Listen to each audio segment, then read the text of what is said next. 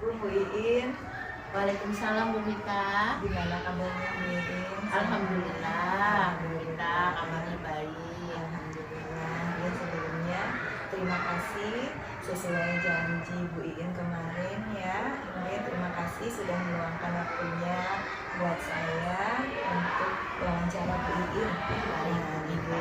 Saya ini mau mewawancara berkaitan dengan pengambilan keputusan berbasis nilai-nilai kebajikan sebagai pemimpin untuk memenuhi tugas demonstrasi kontekstual di modul 3.1 ini.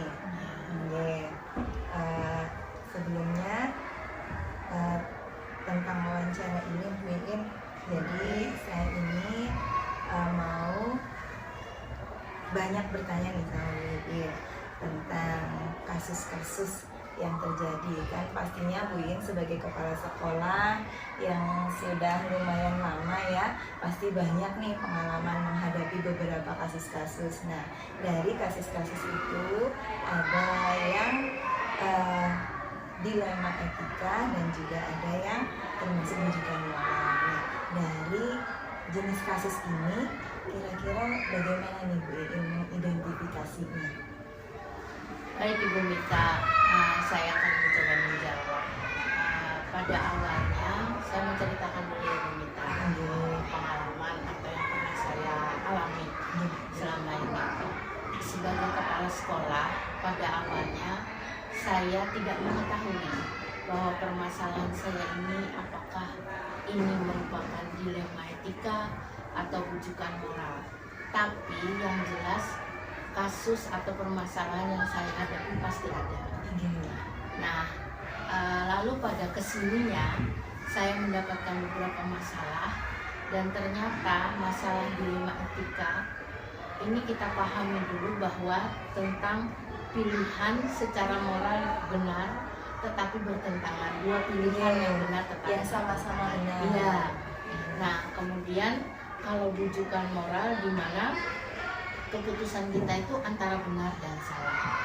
Lalu kita mendapatkan kasus atau masalah, maka disitulah kita bisa mengidentifikasi, oh ini termasuk kasus yang dilema etika dan ini termasuk kasus rujukan moral.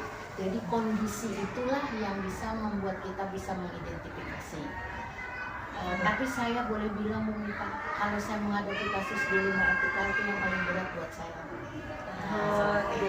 Setuju Bu Iin, karena kita berhadapan dengan sesuatu yang sama-sama benar di dalam nilai-nilai kebajikannya. Karena itu berkaitan dengan perasaan ya Bu Iin ya. Nah, kemudian Bu Iin bagaimana menjalankannya dalam pengambilan keputusannya ini? Berkaitan dengan yang pertama tadi pertanyaan, saya biasanya itu mencoba mengidentifikasi masalah yang sedang saya hadapi. Kemudian saya menggunakan keterampilan berpikir saya Bu Mita. Jadi saya berpikir jeli, kemudian saya mengamati dan merasakan dan melihat apa ini sebenarnya permasalahan yang saya hadapi. Seperti itu. Lalu karena kita adalah dalam satu kegiatan atau kedinasan maksud saya, jadi saya harus mengamati setiap permasalahan ini saya kaitkan dengan regulasi yang ada atau peraturan yang ada. Nah, sebagai landasan berpikir saya, selain tadi adalah saya pertama mengidentifikasi masalah ini, jatuhnya masalah ini di mana, kemudian keterampilan berpikir saya gunakan dan saya juga menggunakan landasan berpikir regulasi yang ada atau peraturan yang ada terkait kasus itu. Kemudian yang paling penting Bu Mita, saya berdiskusi dengan orang-orang di sekitar saya, oleh guru, oleh tenaga kependidikan lainnya. Nah, itu untuk bisa sebagai teman saya bermusyawarah ya bahasanya, atau sharing tentang masalah yang kita hadapi di lingkungan kita ini. Seperti itu Bu Mita, pengalaman saya. Jadi Bu Iin menjalankan pengambilan keputusan di sekolah ini tetap dikembalikan ke peraturan yang ada, regulasi dengan keterampilan berpikir Bu Iin juga berdiskusi dengan beberapa orang untuk tukar pikiran mungkin ya Bu Iin, mungkin ada masukan atau saran dari supaya gini Bu Mita, supaya nanti keputusan yang kita ambil bisa dipertanggungjawabkan. Betul, ya, betul. Karena berdasarkan pada aturan juga kan, jadi kemudian langkah-langkah yang seperti apa yang biasa dilakukan selama ini? Baik Bu Mita, jadi kalau langkah ketika saya ingin prosedur untuk mengambil keputusan itu, saya mengenali masalah tadi, kemudian saya melihat situasi bagaimana permasalahan ini, nilai apa sebenarnya yang ada dalam permasalahan ini yang bertentangan seperti itu, nilai kebajikan tapi juga bertentangan. Identifikasi dulu mana nih yang bertentangan gitu ya. Kemudian saya melihat juga siapa saja sih yang terlibat dalam situasi ini. Nah, lalu saya berusaha mengumpulkan beberapa fakta-fakta yang terkait, yang berhubungan, jadi tidak langsung. Jadi saya, ini kenapa sampai terjadi begini? Bagaimana sih awalnya? Fakta apa yang ada sehingga ini ada permasalahan seperti ini atau kasus seperti ini? Saya kumpulkan yang relevan. Nah, yang relevan saya kumpulkan. Kemudian karena saya menggunakan regulasi ya Bu Mita, saya bisa bandingkan sebagai cara saya membandingkannya. Oh, ini permasalahan kasus ini ternyata punya nih aturannya seperti ini. Kalau saya pakai aturan ini untuk kasus ini bagaimana? Nah, seperti itu. Nah, kemudian kita punya standar.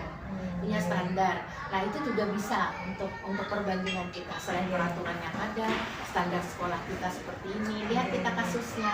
Nah, itu mungkin kalimatnya apa ya? Ya saya bilang itu membandingkan. Kayak standar, kita punya standar sendiri gitu ya. Misalnya nanti terjadi lagi kasus yang hampir sama, berarti keputusannya bisa seperti itu. Dikaitkan lagi dengan peraturan seperti itu. Terus kita boleh bikin ini Bu Mita, alternatif atau opsi-opsi. Misalnya ada kasus begini, bagaimana kalau kita bikin dulu opsi-opsi, lalu nanti kita tentukan, ini yang tepat. Sepertinya dari opsi ini kita lalu menentukan bagaimana kalau yang A, B, C, kita pilih yang A, seperti itu. Jadi tidak langsung keputusan itu kita ambil langsung ini jalan, tidak satu. Pilihannya tidak hanya satu gitu ya Bu Iin ya. Jadi ada pilihan.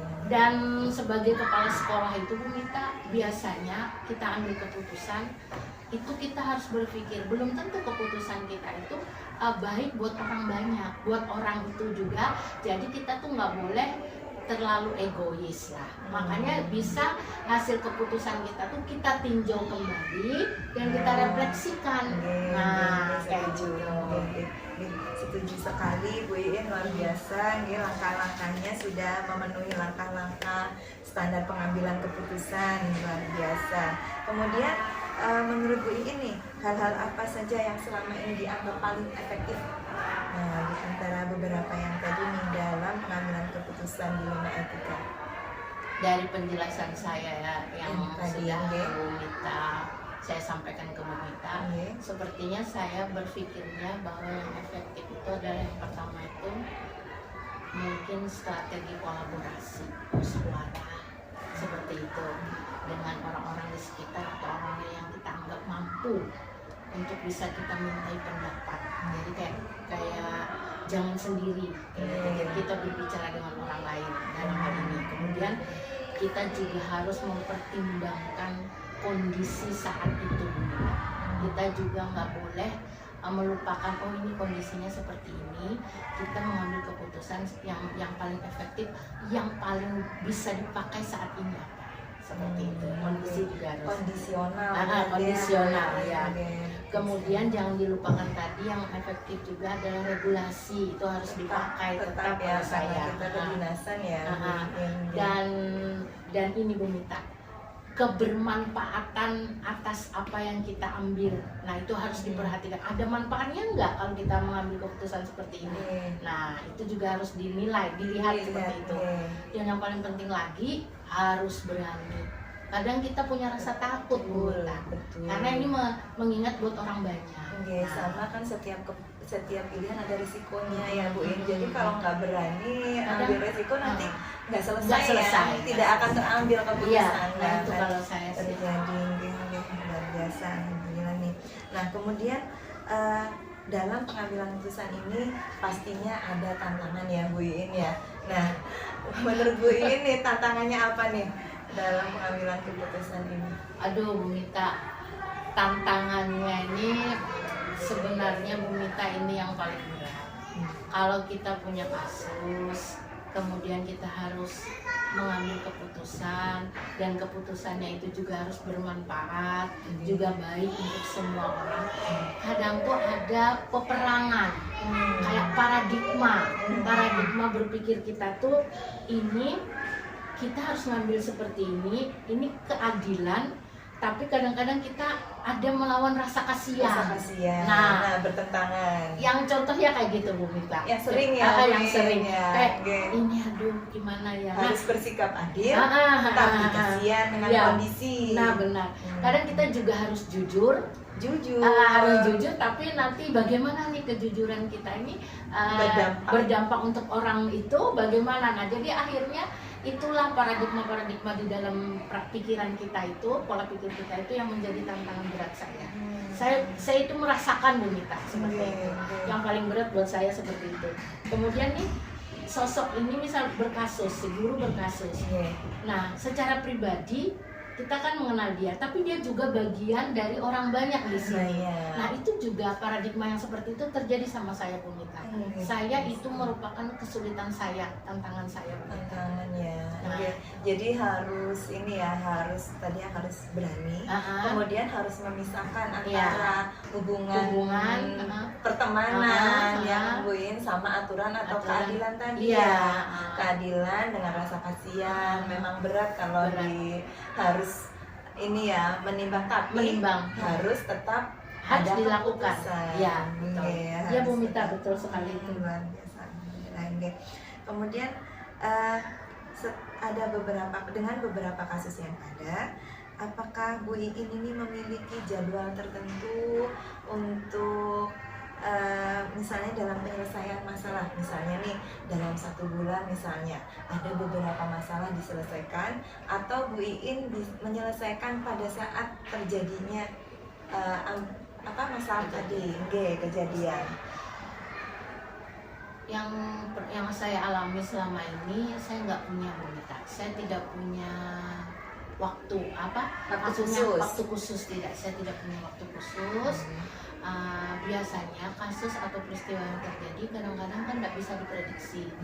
Nah, jadi saya berpikirnya begini, ketika ada permasalahan dan itu saya identifikasi tadi mana masalah yang urgent, yang penting duluan, itu yang akan saya lakukan, segerakan.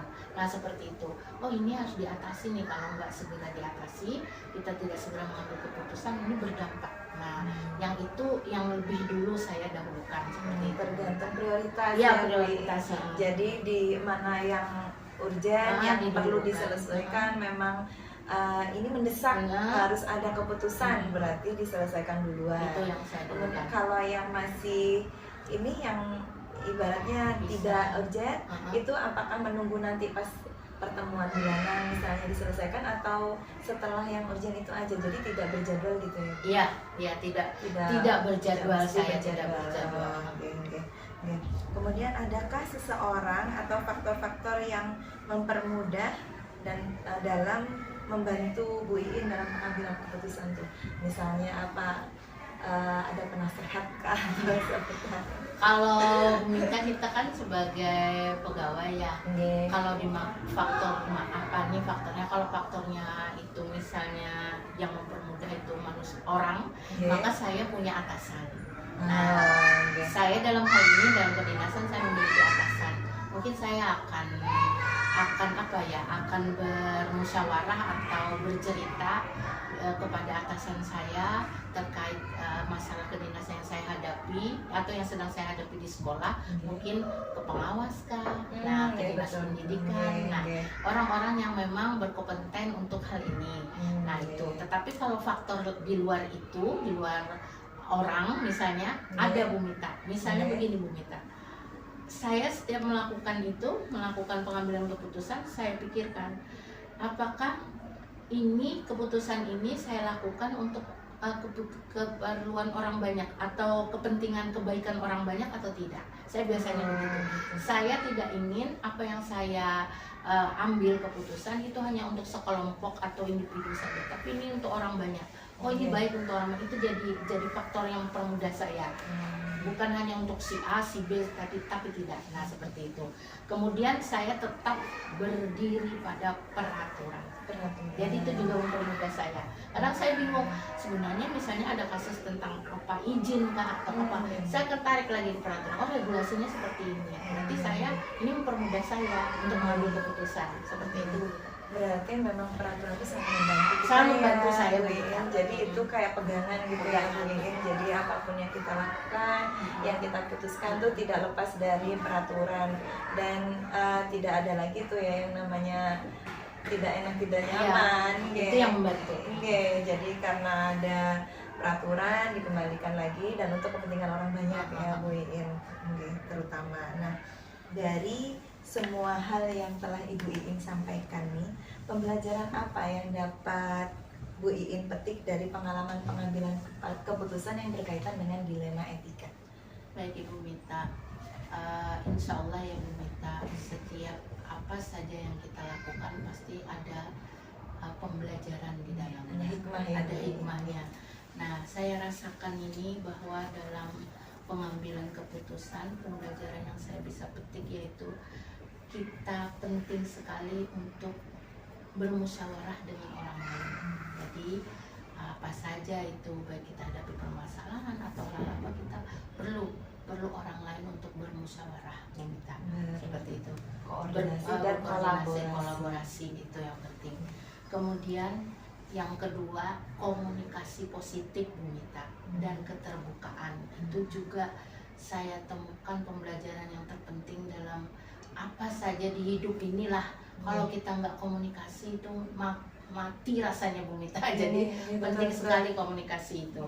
Kemudian pembelajaran yang penting lainnya adalah yang saya bisa petik bahwa kita harus mau mempelajari, memahami dan mengikuti peraturan yang berlaku atau regulasi yang berlaku sebagai panduan. Nah, seperti itu. Kemudian Bu Mita, ada satu yang ingin saya sampaikan, hal yang paling penting dalam pengambilan keputusan adalah sikap bertanggung jawab dan mendasarkan keputusan pada nilai kebajikan yang universal. Nah, jadi untuk semua, jangan hanya khususan untuk satu orang atau kelompok kecil, jangan seperti itu. Luar biasa, Masya Allah, terima kasih banyak nih pengalamannya. Jadi banyak ya ternyata hikmah pembelajaran yang dapat diambil sebagai kepala sekolah dalam pengambilan keputusan yang berkaitan dengan dilema etika. Bermusyawarah ya Bu Iin, memang harus selalu berkolaborasi dan berkoordinasi. Kemudian komunikasi positif, biar nggak salah paham. Keterbukaan.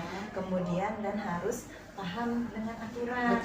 Mau mempelajari. Kalau nggak paham dan nggak tahu harus mencari tahu.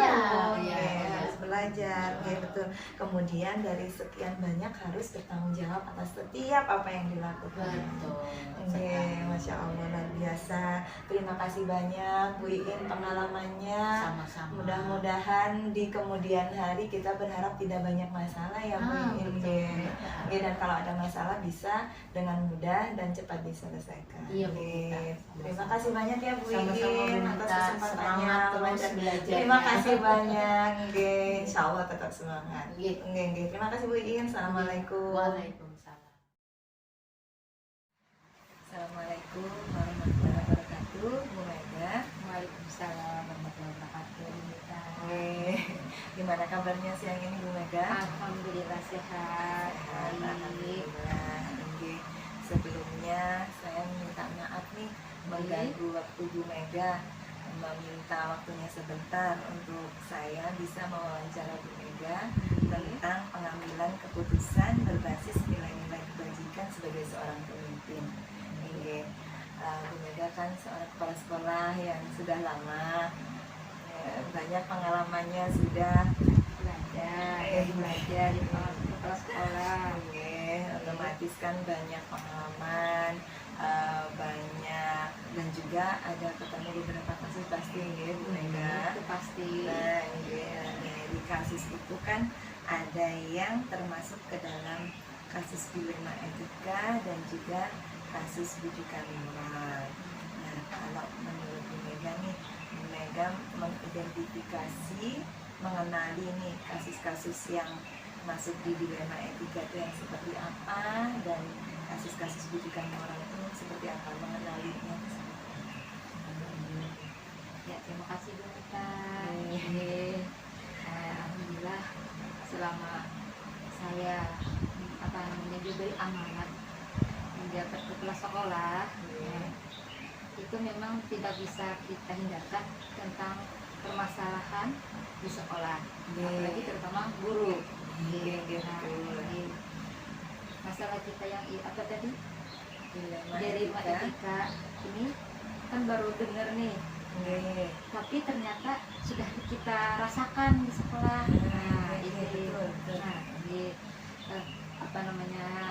Dilema etika ini memang kita sulit menentukan yang sama-sama benar. Di sisi lain ada yang harus kita pikirkan, kita putuskan. Di sisi lain ada juga yang harus gimana kita menyelesaikan masalah. Jadi dilema etika itu yang sama-sama benar, sama-sama tapi berat sekali. Diputuskan. Ya. Nah, selama ini bagaimana nih Bu Mega mengambil keputusan yang berhubungan dengan dilema etika ini? Karena kan sama-sama mengandung nilai kebajikan. Nah, Bu Mega harus bagaimana selama ini menjalankan? Kan tetap harus mengambil keputusan. Bagaimana mengambil keputusannya? Selama saya jadi kepala sekolah, saya berusaha menyelesaikan masalah tentang guru.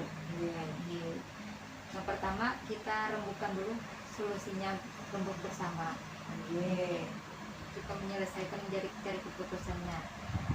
Misalnya juga tidak bisa kita menyelesaikan bersama, kita panggil berdua. Kita panggil berdua. Nah, di sana kita cari solusinya. Maunya seperti apa? Sekira permasalahan dilema etika ini benar-benar kita bisa mengatasinya. Jadi selama ini menjalankan pengambilan keputusannya itu dengan cara rembukan bersama dulu, mungkin dalam rapat ya Bu Mega, sama kemudian kalau masih belum ada solusi kemudian dipanggil kemudian langkah-langkah atau prosedur seperti apa yang biasa Bu Mega lakukan selama ini, langkah-langkahnya dalam pengambilan keputusan yang dilema etika tadi? Untuk langkahnya, kalau kita tadi rembuk bersama, kita mendengarkan dulu pendapat bersama. Mendengarkan pendapat bersama. Nah, kalau pendapat bersama, yang mana yang lebih baik solusinya kita lakukan untuk penyelesaian permasalahan ini. Gitu. Kalau untuk kita berdua, kita berdua itu menyelesaikan masalah, kita cari yang guru itu maunya seperti apa dulu.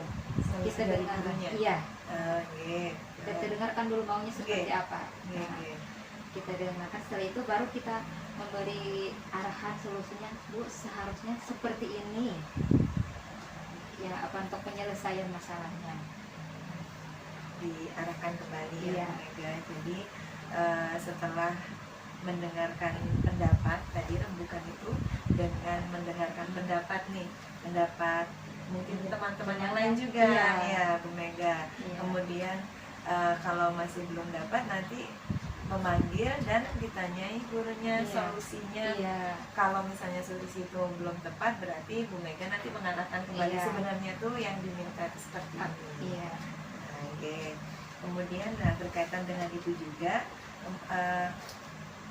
yang dianggap Bu Mega paling efektif di antara dua tadi apa nih yang akhirnya bisa diambil keputusannya, dengan berbuka atau dengan yang dipanggil tadi yang dianggap paling efektif?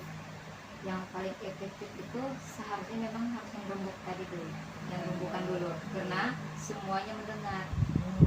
Iya. Karena berkaitan dengan orang Iya. banyak juga. Iya. Dengan judul lain ya. Iya. Ibu Mega. Jadi itu yang paling efektif menurut Ibu Mega. Nah, kemudian dalam pengambilan keputusan tadi pasti kan ada tantangannya ya, Ada. Bu Mega. Kira-kira menurut Bu Mega tantangannya apa nih? Ya memang mengambil keputusan itu perlu apa ya, pemikiran Oke. yang benar-benar sekira kita tuh apa namanya untuk kedepannya lebih baik lagi. Iya. Oke. Jadi tantangannya apa? Seperti tangan itu mencari solusi yang baik, Yang sama-sama baik iya, dan berusaha kedepannya lebih baik Iya. lagi ya, untuk Iya. jangka panjang Jangka ya, panjangnya, Bu iya. Mega. Oke. Untuk jangka panjang lebih baik. Oke. Kemudian apakah Bu Mega ini punya tata kala atau jadwal tertentu dalam menyelesaikan masalah dilema tadi?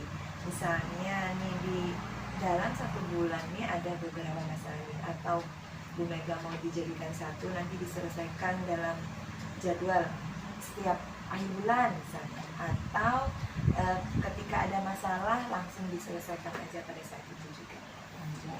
biasanya kalau kami itu setiap akhir bulan itu kami kumpul untuk Oke. evaluasi 1 bulan. Oke. Tidak memungkinkan juga kalau permasalahan itu emergensi, mau kamu harus diselesaikan waktu itu juga. Oke. Jadi ada juga sebenarnya ya Bu Mega ada jadwal Iya, tertentu ya ada. untuk evaluasi. Iya, evaluasi. Kemudian kalau misalnya harus diselesaikan sekalian pada Iya. saat itu juga. Iya. Atau tidak memungkinkan juga kalau misalnya emergensi, Iya. urgen harus Iya. diselesaikan saat Saat itu itu juga. juga, iya. Oke, betul, setuju sekali Bu Mega. Kemudian nih, adakah seseorang atau faktor-faktor yang selama ini mempermudah atau membantu Bu Mega dalam mengambil keputusan? Adakah teman misalnya curhat yang bisa memberikan masukan gitu dari Bu Mega, gimana? Adakah yang membantu, mendukung nih? Ya, untuk mendukung itu tidak ada yang terlalu tempat curhat. Iya. Ya, tapi kita punya apa namanya, punya atasan lagi, yayasan. Oke. Nah, kalau sudah tidak bisa kita menyelesaikan dengan guru, dengan Oke. kita, baru kita minta pendapat sama yayasan lagi gimana untuk menyelesaikan permasalahan ini. Oke, begitu.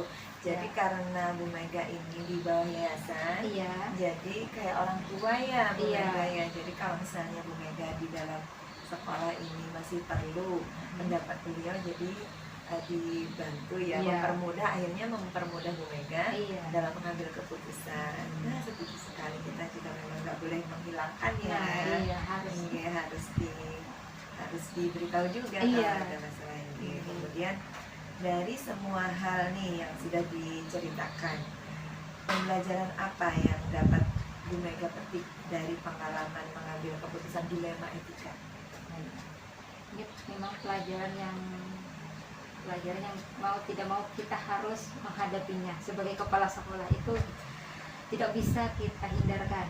Ya, yang pertama kita memahami karakter orang itu beda, setiap guru beda. Gimana kita menyelesaikan permasalahan dengan karakter guru yang berbeda-beda.